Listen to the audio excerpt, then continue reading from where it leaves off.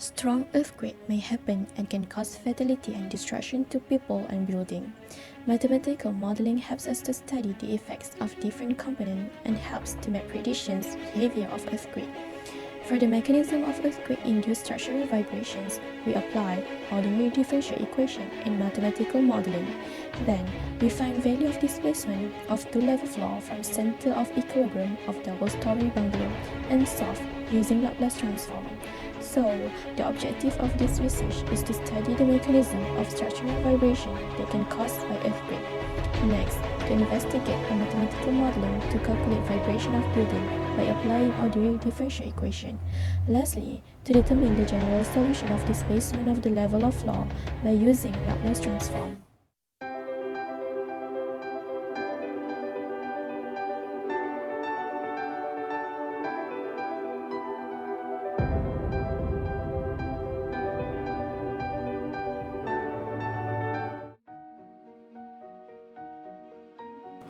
Our mathematical model is the equation of structural vibration that is caused by earthquake. This equation is derived from two important physics laws.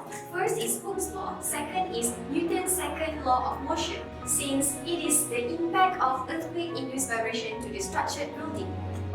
Here is the equation of the structural vibration that is actually the addition of Hooke's law and also the Newton's second law of motion. These equations are second-order linear system that is formed and need to be solved to find the displacement of level of floor from the center of equilibrium after the earthquake happens.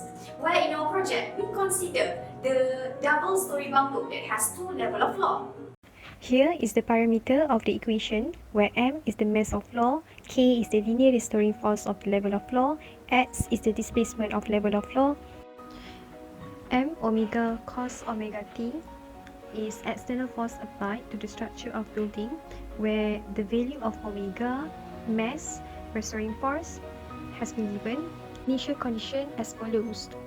Hence, substituting the value of constant, thus we construct the new general equation for the double-story bungalow. And finally, we have obtained our simplified equation of problem.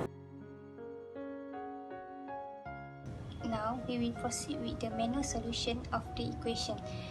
Now that we have the simplified equation, the first equation is x double prime equal to negative 1 over 5x plus 1 over 10y minus 0.81 cos 0.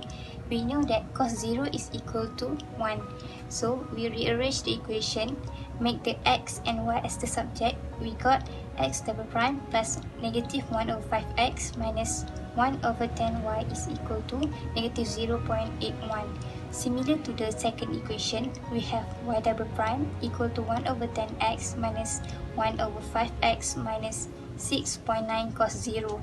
We make the y prime and x as the subject. We got this equation. This equation is considering t equal to 0. And then, the next step is we Laplace both sides of the equation by using the Laplace formula, which is Laplace of f of t is equal to f of s. The first equation, we Laplace the both right hand side and left hand side. We get the ys equal to 10 s squared plus 1 over 5 xs plus 0.81 over 5. And for the second equation, we Laplace the equation y double prime plus 1 over 10x equal to Laplace of negative 6.9. And we get the s squared ys plus 1 over 10xs equal to negative 6.9 over s. And then, substituting the first Laplace equation into second Laplace equation, we get the equation in terms of xs equal to negative 69 minus 81 s squared over s 10s squared plus 2 plus 1. This equation need to be solved by using partial fraction. So we perform partial fraction to find the value of a, b, c, d and e by letting u equal to s squared.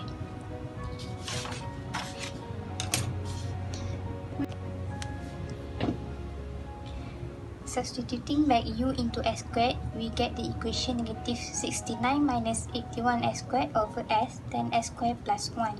So we have the equation in the form of a, b, c, d and e. We need to find the value of a, b, c, d and e by using the partial fraction. By letting s equal to 0, we get the value of a, which is a equal to negative 69 and b equal to 960, value of d equal to 609 and e is equal to c, which is 0. Next, we perform the inverse Laplace transformation by using the formula inverse Laplace of f of t is equal to f of s. And then we get the final equation of xt, which is negative 69 plus 69 cos 1 over 10 sec 10t plus 609 over 200t sine 1 over 10 sec 10t. And then substituting the equation of x of t into equation 1, we get the equation of y. So this is the equation of inverse Laplace of x of t. We get this one, and substitute f of t equal into equation 1 in previous equation, we get the equation of yt, which is this, the final answer. The figure shows the output of the system, which are the rate of displacement for mass m1 of first floor, s1 with respect to t, and rate of displacement for mass m2 of second floor, s2 with respect to t. From the figure, red line represents s1 with respect to t, and blue line represents s2 with respect to t. The graph is obtained from the earlier calculations to get general solutions of s1 with respect to t and s2 with respect to t. It can be seen that both s1 with respect to t and s2 with respect to t have a quadratic relationship between displacement with respect to time. This shows that the displacement of m1 of the first floor moves within time is faster than on second floor.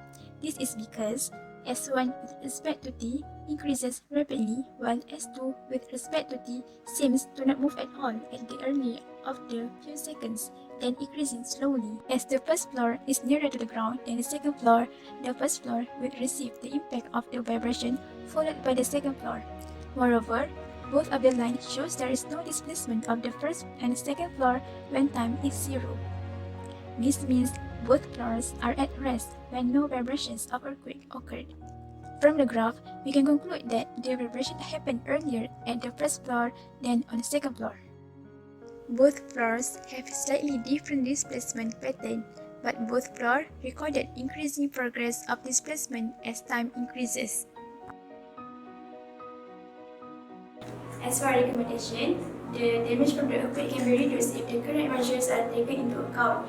Firstly, we can use ductile construction materials such as timber and bamboo, as these materials can be highly ductile and have the ability to undergo large deformation. Therefore, these materials are able to undergo intense ground motion.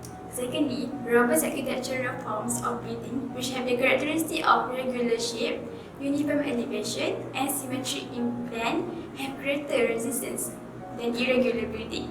Thirdly, resilient structural configuration can withstand the earthquake as they are well distributed and redundant load resisting systems. Lastly, seismic force can be reduced if the buildings use low weight materials because the inertial forces developed during the earthquake are directly proportional to the mass of the building.